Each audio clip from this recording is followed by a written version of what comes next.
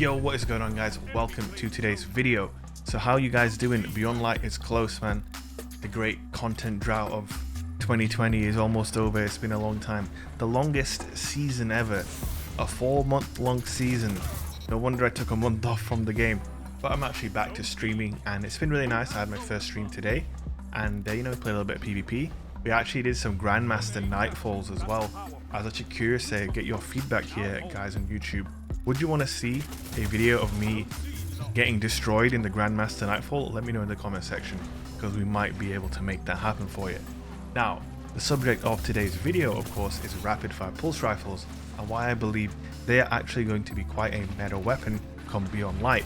Reasons for that are kind of simple. 150 hand cannons are being deleted from the game, so they are very powerful and prominent primary weapon at the moment. And the other very powerful and prominent primary weapon type, the 600 RPM auto rifles, are also getting a nerf. Now I'm thinking if those 600 RPM autos get that pretty decent nerf and they get knocked down a peg or two, rapid fire pulse rifles kind of, take their position and fill that spot. Even now, as a controller player, I still use rapid fire pulses right now. You guys watch me, probably seen me use Darkest before a hell of a lot, and sometimes I'll use the Horror's Least as well. And the reason why I like them is because on those kind of like extended ranges, people are further away. I find the auto rifle does have a limit to how effective it is. Because obviously when you lose aim assist, you're not going to be hitting as many shots. Obviously on M&K it doesn't matter, so you can kind of extend the range of basically any weapon type on mouse and keyboard, whereas on a controller you can't really do that. So on a map like, say for example, Rusted Lands, I personally might rock a Darkest before, because I just find it's way more effective at further ranges. Now, an interesting thing to note, and correct me if I'm wrong, I think maybe Claws of the Wolf came back as a reacquired iron banner gun, like the grenade launcher did as well, I believe. But unless I'm wrong, unless I'm mistaken, none of the rapid fire pulse rifles are being brought forward. In fact, they're all being sunset basically.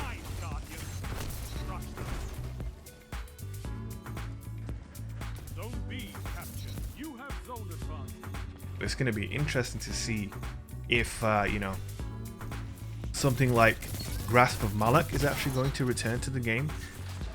And if you guys don't know what Grasp of Malok is, it is basically the Strike exclusive rapid fire pulse, exclusive to Omnigul.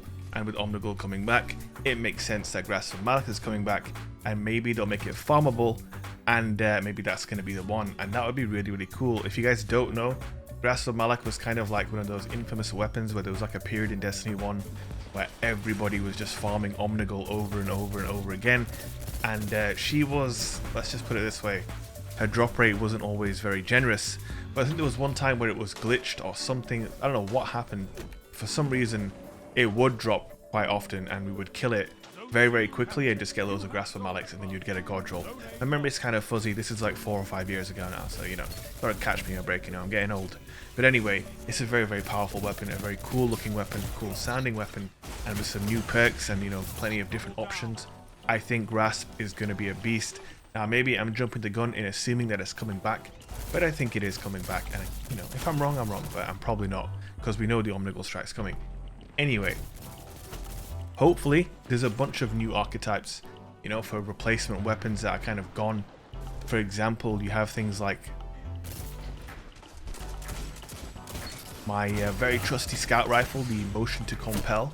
I'm really hoping there's going to be a nice Energy 150 scout rifle. You've got a very limited number of pulse rifles that are quite viable in the energy slot at the moment. In terms of what's being sunset, basically all the pulse rifles that I like to use in that slot, every single one of them is being sunset. So I'm looking to see a bunch of different weapons from Bungie, and it's just going to be interesting to see if they are going to put out as much loot as we are kind of losing, if that makes sense. I've been kind of positive about sunsetting, but now I don't know. I'm kind of getting paranoid about it, but we'll see what happens. Now the other thing I wanted to talk about is the kind of strength of rapid fire pulse rifles, in the sense that they are probably, in my opinion, the only pulse rifle archetype in the game that allows you to play a very aggressive game. Every other archetype requires you to be very static, hold the lane, be very careful, be very slow, and they don't complement using a shotgun very well, in my opinion. I don't know what it is. It's probably not really true, but maybe just for me, I don't know, the way you move with a shotgun swapping to a pulse rifle just feels awkward to me. I think hand cannons are obviously the the #1 weapon type that complements something like a shotty, right? But also auto rifles too, they complement a shotgun pretty well. And pulses in general, they just don't, I don't know, I can't just switch to my pulse in a pinch and melt someone. But with the rapid fire pulses, you can, especially with something like Darkest Before when it has quick draw on it. You can swap to that thing so fast and melt people so quickly that they don't know what's hit them. And when you combine it with things like weapons of light, things start to get really, really nasty.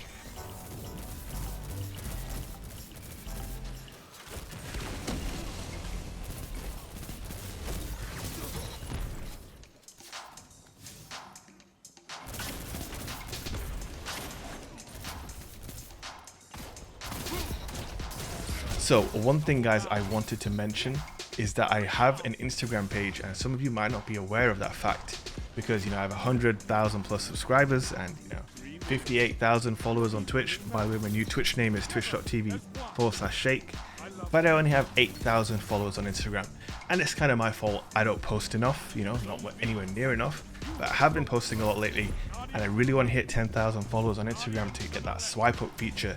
Because that swipe up feature is really handy for a content creator, So if you haven't dropped me a follow over there, go over there. It's instagram.com/tfpshake. Loads of funny clips. If you scroll down far enough, you might even see a picture of my face if you don't know what I look like and you're curious. So yeah, I just want to plug my Instagram towards the end of this video. I hope you guys have enjoyed watching. As always, hit that like button and subscribe if you enjoyed the video. You're gonna have a lot of content coming for Beyond Light. We actually have an editor now on the channel, Northley. He's gonna be editing my videos. So that's hopefully gonna add a little, a bit of a new spark to the content. So hope you guys enjoy what's coming. And yeah, take it easy, guys. Much love.